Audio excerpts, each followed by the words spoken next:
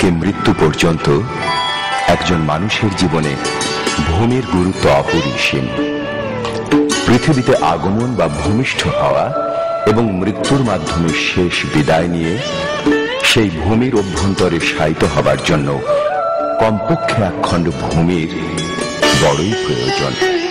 তাই ভূমির মালিকানা দখল ইত্যাদি নিয়ে মানুষের মধ্যে দ্বন্দ্ব সংঘাতের ইতিহাসও সেই বহু প্রাচীনকাল থেকেই। ভূমি রাজস্ব ছিল প্রাচীনকালে রাজকীয় আয়ের প্রধান উৎস। সম্রাট শেরশাহ রাজস্ব প্রশাসনের একটি গুরুত্বপূর্ণ বিষয় হিসেবে কৃষিজীবী মানুষের সাথে সরাসরি সংযোগ রক্ষা করা প্রয়োজন মনে করতেন। সে মোতাবেক তিনি একটি নতুন রাজস্ব নির্ধারণ পদ্ধতি চালু করেন।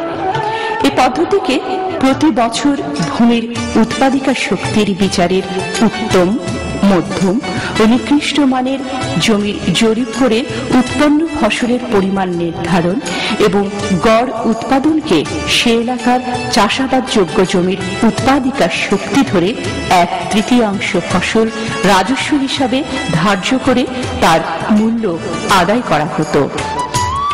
মোগল সম্রাট আকবর তার মন্ত্রী রাজা টোডরমলের পরামর্শ অনুযায়ী ভূমি ব্যবস্থাপনায় ব্যাপক পরিবর্তন আনেন। ভূমি জরিপ ও পরিমাণ নির্ধারণের মাধ্যমে গ্রাম পর্যায়ে পাটোয়ারি স্বত্বলিপি সংরক্ষণ ও খাজনা আদায় করতেন। পরগনা পর্যায়ে রাজস্ব প্রশাসনের বিষয়াদি পরিচালনা করতেন একজন কানুনগো। নবাব মুর্শিদ কুলি খানের অধীন কার্যত বাংলা স্বাধীন হওয়ায় তিনি কঠোর রাজস্ব নীতি অবলম্বন করেন এবং জমিদারি প্রথা চালু করেন। 1757 সালে পলাশীর প্রান্তরে ইংরেজদের কাছে নবাব সিরাজউদ্দৌলার শোচনীয় পরাজয়ের পর ভারতীয় উপমহাদেশে দ্বৈত শাসন ব্যবস্থা চালু হয়। ইংরেজ শাসকগণ 1765 সালে দেওয়ানি লাভ করে রাজনৈতিক ও রাজস্ব বিষয়ে পরিপূর্ণ নিয়ন্ত্রণ প্রতিষ্ঠার লক্ষ্যে রাজস্ব নীতি নতুনভাবে ঢেলে সাজায়। Lord Warren Hastings governor general হিসেবে দায়িত্ব নেবার পর রাজস্ব ব্যবস্থাপনায় পরিবর্তন আনেন এবং 1772 থেকে 1777 সাল পর্যন্ত 5 শালা বন্দোবস্ত চালু করেন।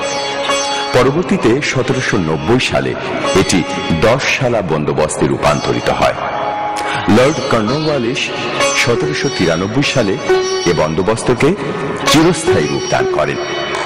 এই বন্দোবস্তের মাধ্যমে জমিদারগণ স্থায়ী মালিক এবং প্রকৃত ভূমি মালিক অস্থায়ী চাষী হিসেবে গণ্য হয়, আর এর ফলে জমিদারদের পক্ষে নিয়োজিত পাইক পেয়াদা কর্তৃক ইচ্ছে মতো খাজনা আদায়ের জন্য নিরীহ চাষীদের উপর অমানুষিক নির্যাতন চালানোর কারণে বিভিন্ন স্থানে প্রজা বিদ্রোহ দেখা দেয়। এ সকল বিদ্রোহে নেতৃত্ব দেন হাজী শরীয়তুল্লাহ, ফকির মজনু শাহ, তিতুমির সহ আরো অনেকে। এই বিদ্রোহের ফলে ইংরেজ সরকার বিচলিত হয়ে 19 শতাব্দীর 7ম দশকের শেষাংশে রেন্ট ল কমিশন গঠন করেন। এই কমিশনের রিপোর্টের ভিত্তিতে 1885 সালে প্রজা অধিকারের স্বীকৃতি দিয়ে ব্রিটিশ সরকার বঙ্গীয় প্রজাস্বত্ব আইন 1885 জারি করে। বঙ্গীয় প্রজাস্বত্ব আইন পাশ হওয়ার পর ভূমিতে প্রজাদের অধিকার স্বীকৃতি লাভ করে। এর প্রধান বৈশিষ্ট্য হল ভূমিতে প্রজাদের দখলীয় সত্ত্বের স্বীকৃতি, রেজিস্ট্রেশনের মাধ্যমে ভূমি ক্রয় বিক্রয় সম্পন্ন করা, ভূমি জরিপের মাধ্যমে ভূমির প্রকৃত নকশা প্রস্তুত করা ও তদনুযায়ী মালিকানার রেকর্ড প্রস্তুত করা এবং সঠিকভাবে ভূমি রাজস্ব নির্ধারণ করা। বাংলাদেশে ভূমি জরিপের ইতিহাস অত্যন্ত পুরাতন। এদেশে প্রায় 200 বছর আগে থেকে জরিপ আরম্ভ হয়। প্রথম দিকে জরিপ কাজ সম্পন্ন হতো জমিদারি সীমানা নির্ধারণ থেকে। পরবর্তীতে যখন এদেশে সাধারণ নাগরিক তাদের জমির অধিকার পেলেন, এই সময় থেকে তাদের স্বত্বলিপি প্রস্তুতের জন্য প্রতিটি প্লটের জরিপ কাজ আরম্ভ হয়।